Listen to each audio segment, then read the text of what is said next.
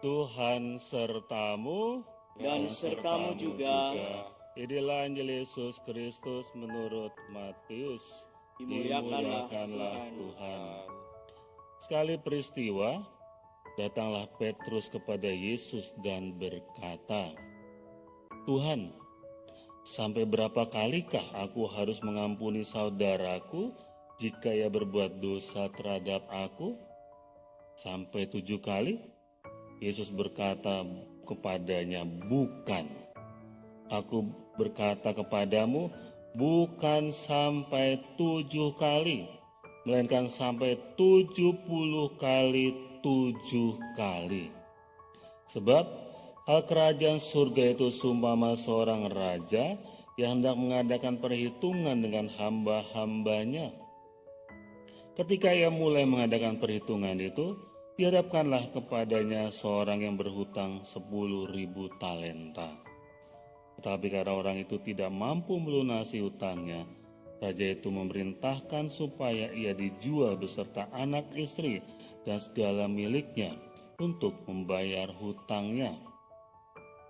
Maka sujudlah hamba itu menyembah dia, katanya, 'Sabarlah dahulu, segala hutangku akan kulunaskan.'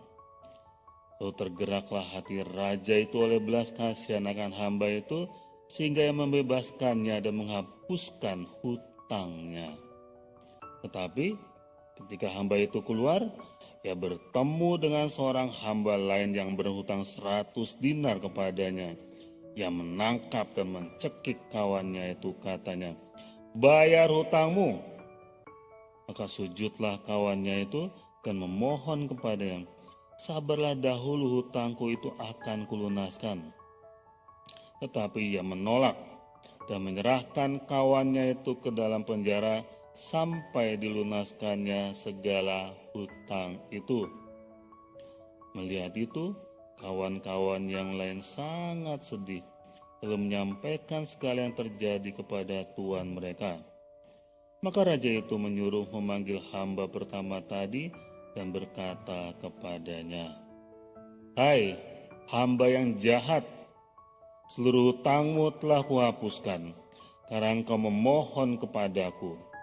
Bukankah engkau pun harus mengasihani kawanmu seperti aku telah mengasihani engkau?' Maka marahlah tuannya itu dan menyerahkan dia kepada algojo-algojo sampai ia melunaskan seluruh hutangnya. Demikianlah Bapakku yang di surga akan berbuat terhadap kamu apabila kamu masing-masing tidak mengampuni saudaramu dengan segenap hatimu." Demikianlah Injil Tuhan. Terpujilah Kristus.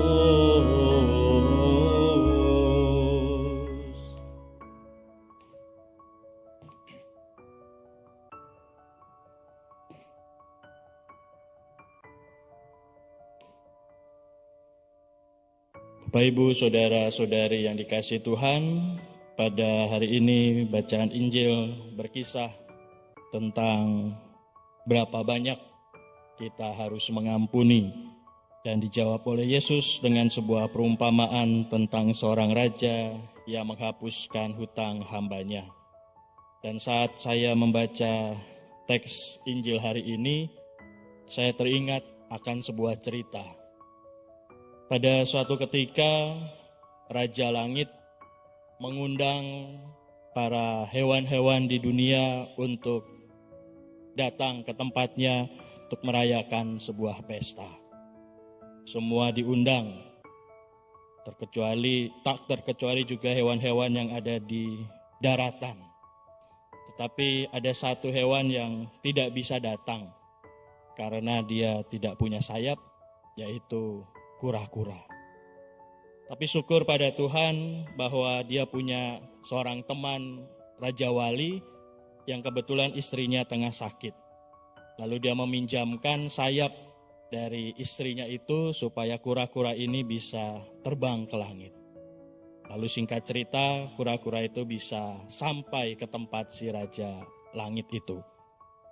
Saat perjamuan, seperti biasa makanannya prasmanan ngambil sendiri, tapi ada sebuah insiden kecil bahwa tak sengaja Raja Wali itu menumpahkan air kepada si kura-kura. Tapi entah kenapa kura-kura ini menjadi marah. Walaupun Raja Wali itu minta maaf, tapi kura-kuranya tetap marah. Lalu dia meminta kompensasi. Pokoknya kamu bayar saya 1 juta supaya saya nggak marah. Ya karena di pesta itu supaya dia tidak berlarut-larut, ya sudahlah Raja Wali membayar 1 juta kepada si kura-kura ini. Lalu makan berlanjut dan gantian. Raja Wali yang menumpahkan makanannya kepada si kura-kura. Kebalik. Kura-kura yang menumpahkan makanannya kepada si Raja Wali. Raja Wali kembali marah. Ditumpahin makanan. Lalu si kura-kura minta maaf atas kelakuannya ini. Tapi Raja Wali tidak terima. Dia mengambil kembali sayap istrinya yang ada di atas punggung kura-kura itu sebagai kompensasi atas kesalahan si kura-kura ini. Dan selesailah perayaan itu, tinggal si kura-kura bingung gimana caranya dia kembali ke daratan dari atas langit itu. Lalu setelah semuanya pulang tinggal dia sendiri, dia bingung, lalu dia nekat terjun ke bawah dengan harapan dia akan nyemplung ke sungai atau ke danau atau ke laut sehingga dia selamat. Tapi perkiraannya meleset. Dia jatuh di atas sebuah batu sehingga tempurungnya pecah berantakan. Dia kesakitan dan nyaris mati. Tapi di dekat situ ada seekor kera yang melihat kejadian itu, lalu si kera itu menolong. Dia kumpulkan pecahan-pecahan tempurung dari kura-kura itu dan dikembalikan ke tempatnya seperti semula, lalu matilah kura-kura itu. Dan sampai sekarang kalau kita melihat tempurung kura-kura itu nggak mulus ya, ada kayak pecahan-pecahan. Nah itu tanda bagaimana kejadian itu benar-benar terjadi. Ya ini cerita rakyat, bisa terjadi juga bisa tidak. Tapi dari cerita tersebut kita bisa menarik kesimpulan atau sebuah pembelajaran bahwa yang pertama kita diminta untuk bersyukur. Berkali-kali kita mendapatkan pengajaran tentang rasa syukur ini. Kita diminta untuk bersyukur terhadap apapun yang kita terima dari siapapun, terutama dari Tuhan sendiri. Kita bersyukur seperti kura-kura itu. Sebenarnya dia nggak bisa naik ke atas, tapi ada yang memberi sayap sehingga dia bisa terbang ke sana. Kita bersyukur walaupun mungkin kita tidak layak mendapat pengampunan dari Tuhan, tetapi kita diberi pengampunan. Kita harusnya bersyukur karena hutang-hutangnya dilunaskan. Walaupun hutangnya itu banyak sekali, tetapi raja itu melunaskan hutang-hutangnya. Bersyukur atas apa yang kita terima.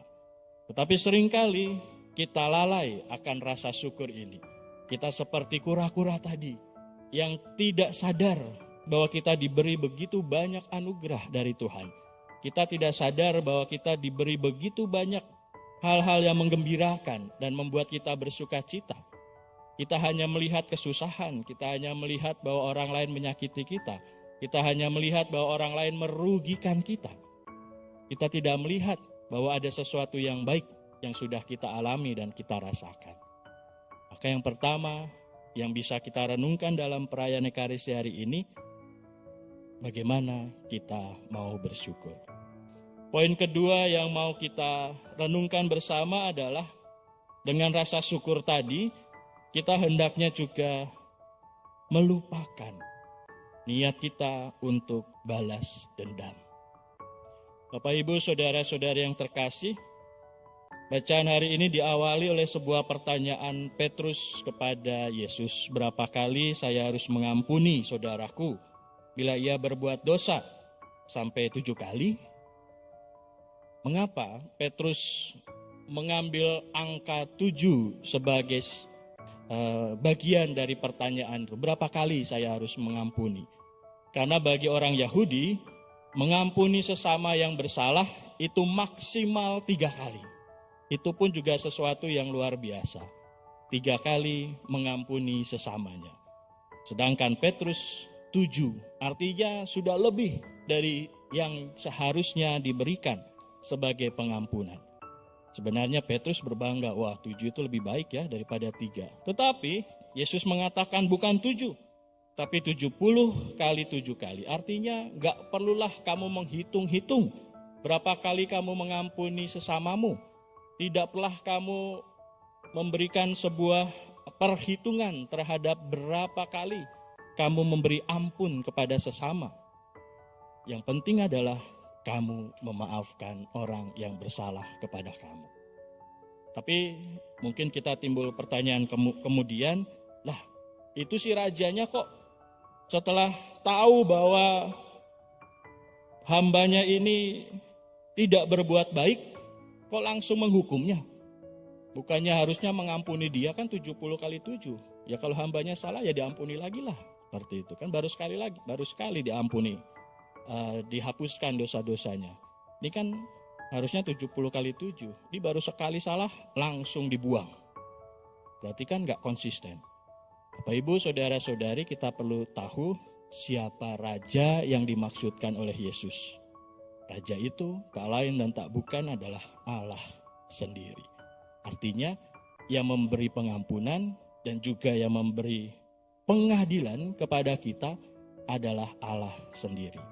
Tugas kita sebagai manusia adalah berbelas kasih, bersyukur, dan mengampuni.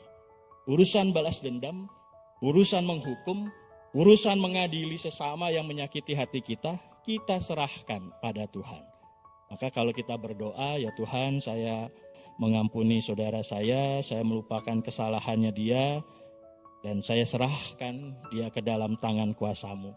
Kalau Engkau mau mengasihi, kasihanilah dia. Kalau Engkau menghukum, hukumlah dia. Tapi itu seturut dengan kehendak-Mu, bukan saya yang menghukum. Maka Bapak, Ibu, saudara-saudari yang terkasih, marilah kita mohonkan rahmat dan berkat agar kita mampu untuk bersyukur terhadap segala yang Tuhan berikan dalam hidup kita. Dan dengan rasa syukur itu, kita berani untuk mengampuni. Dan dengan rasa mengampuni itu, kita mampu untuk berbagi belas kasih kepada sesama.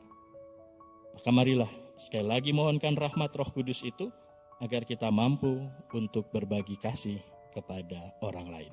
Bukan seperti kura-kura yang tidak tahu berterima kasih, taunya hanya mencari keuntungan sendiri. Kemuliaan pada Bapa dan Putra dan Roh Kudus, seperti pada permulaan, sekarang selalu, dan sepanjang segala abad. Amin.